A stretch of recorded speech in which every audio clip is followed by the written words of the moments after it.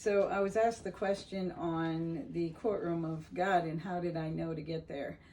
I had an experience when my son was killed in 2005 in a car accident. I had an encounter with Jesus, and in that encounter, if you will, when my heart was so broken, then Jesus did a lot of healing in me. When my heart was opened up again, he had an opportunity to do a lot of healing. So he showed me how to get rid of fear, how to get rid of anxiety, how to get rid of self-loathing. There was so many things in there. So it's an onion. We all have these onion parts of us, if you will, that just need healing. So in the process of doing all these healings, he came to this place and he said, "You've got one more I want to do, and this one I really need." And I was like, okay. And it was like an incident that happened, a trauma that happened to me when I was 5 years old. And I didn't want to go there. I had no desire to do that. I didn't want to think about it. But I said, you know what, Jesus, if you want this and if you need this, I'm all in. I trust you. I know you've always healed me. So this happened. We went into, as soon as I put pen to paper in this place, if you will, every time he's done a healing with me, I've always found that if I write it down, if I start to write down the memory, he shows up and he starts speaking to me and telling me, you know, like what happened, what we can do, how can we fix it. So I put the pen to the paper and immediately I hear, "You have a question for me." And I said, "No, I don't." And he said, "You do. You have a question for me." And as I sat there, I started to get a little bit angry, if you will. And I'm like, "No, I don't." And he said, "You do." And then it went across my mind, just real quick, the words just went across my mind that said, "Where were you?"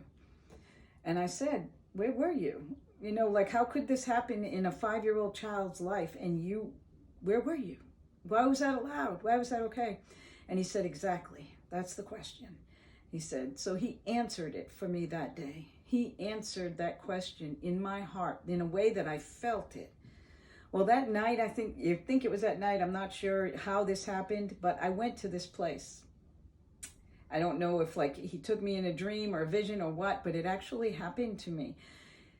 I walked into this place that I always knew I had to go into. It was a place where I would be judged, that it was a great judgment, if you will. I was going to get judged for all the bad stuff I've done. I was an alcoholic for 14 years. There's a lot of bad stuff in there. And I just knew I was going to get judged for that.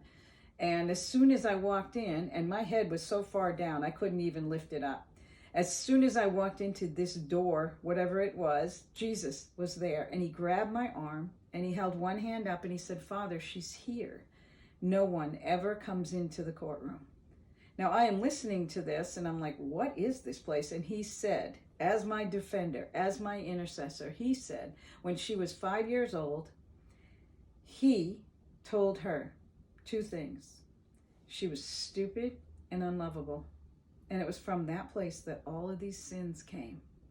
And I'm listening to this and I'm thinking, you are so right. My whole life I bowed to those 2 lies. You're stupid and unlovable. Well, the Father said, take that off of her neck, put it back on him where it belongs. And he said, "You get out of my courtroom." And then he lifted my face and he said, "You go and sin no more." Now, I didn't know the courtroom existed before this. I had no idea what any of this was. But as I started to read and it started to come to life in the Word, it's there. It's in so many verses in the Bible. Talk about the courts. Talk about the courtroom. Come into my courts. It talks about all the legalities and the legal and illegal access the enemy has to us. This just clicked in my heart, mind, and soul. I am so healed in that place now.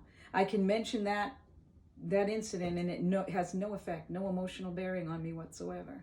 I know who I am in Christ Jesus, and it's because Jesus loved me that much. He took me into the courtroom and he exonerated me.